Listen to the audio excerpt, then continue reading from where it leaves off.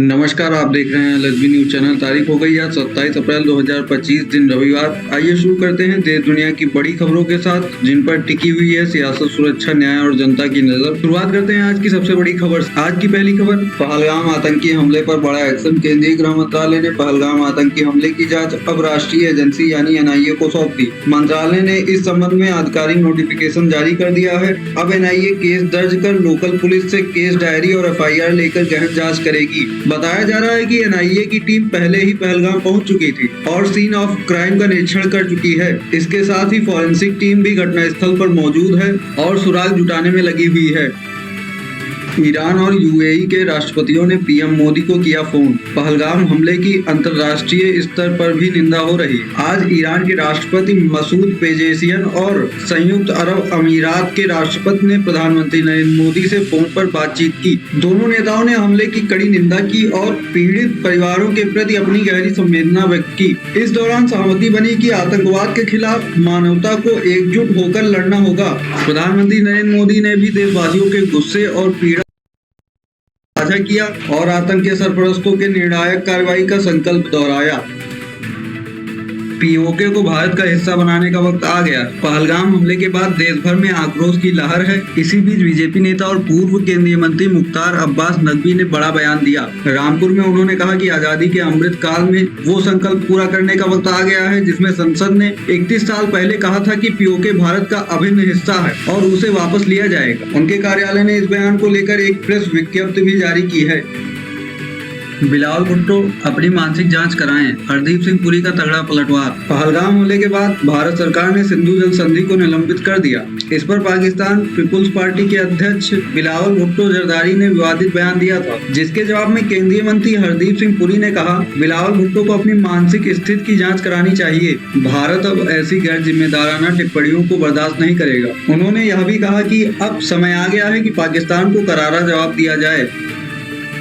कांग्रेस सांसद गौरव गोगोई का बड़ा बयान, कार्रवाई का समय शुरू हो गया। कांग्रेस सांसद गौरव गोगोई ने भी पीओके को लेकर केंद्र सरकार के कड़े कदम का समर्थन किया। उन्होंने कहा कि भारत सरकार के लिए अब बातचीत का समय समाप्त हो चुका है, अब सीधी कार्रवाई का वक्त आ गया। गौरव गोगोई ने सर्वदलीय बैठक में भी सरकार का पूरा समर्थन जताया था। साथ ही पहलगाम हमले में खुफिया और सुरक्षा चूक के आरोप भी उठाए और पीड़ित परिवारों को न्याय दिलाने की मांग की।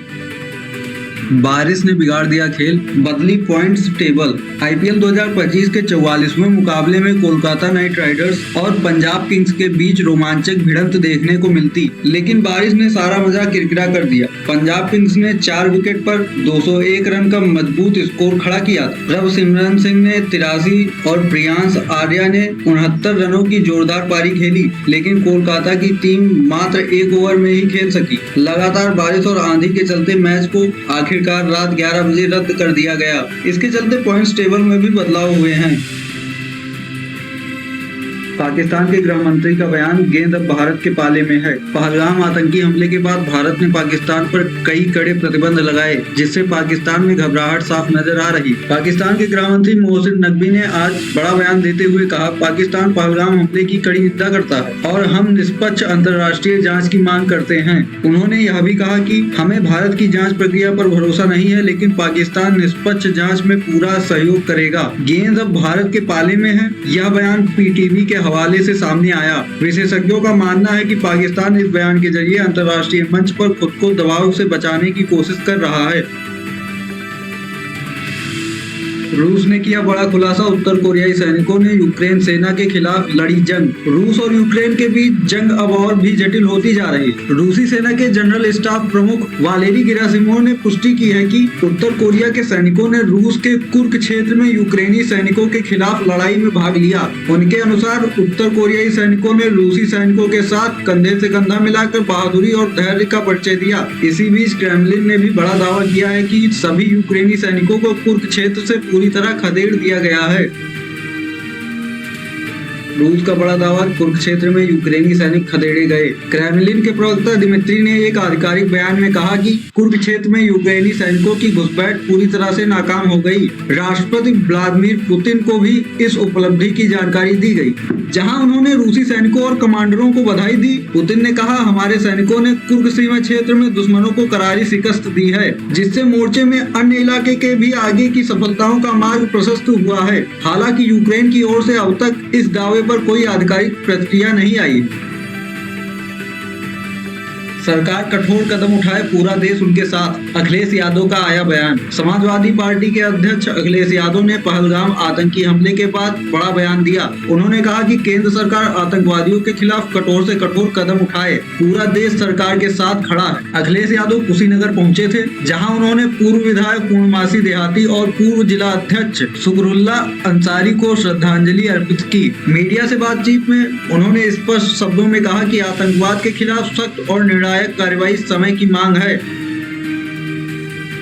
पाक से प्रताड़ित हिंदू शरणार्थियों ने छत्तीसगढ़ में मांगी स्थायी शरण। पहलगाम हमले के बाद भारत सरकार ने पाकिस्तान से आए वीजाधारी लोगों के वीजा रद्द कर उन्हें वापस भेजने के निर्देश दिए हैं। इसी बीच पाकिस्तान के सिंध प्रांत से प्रताड़ित होकर भारत आए हिंदू शरणार्थियों ने छत्तीसगढ़ सरकार से स्थायी रूप से भारत में रहने की गुहार लगाई। इन शरणार्थियों ने रायपुर में छत्तीसगढ़ के गृह मंत्री विजय शर्मा से मुलाकात की। शरणार्थियों ने अपनी पीड़ा साझा करते हुए कहा, पाकिस्तान में हम पर हमले किए गए, गोली चलाई गई, वहाँ कोई आजादी नहीं थी। अब हम भारत को ही अपना देश मानते हैं और वापस पाकिस्तान लौटने का सवाल ही नहीं उठता।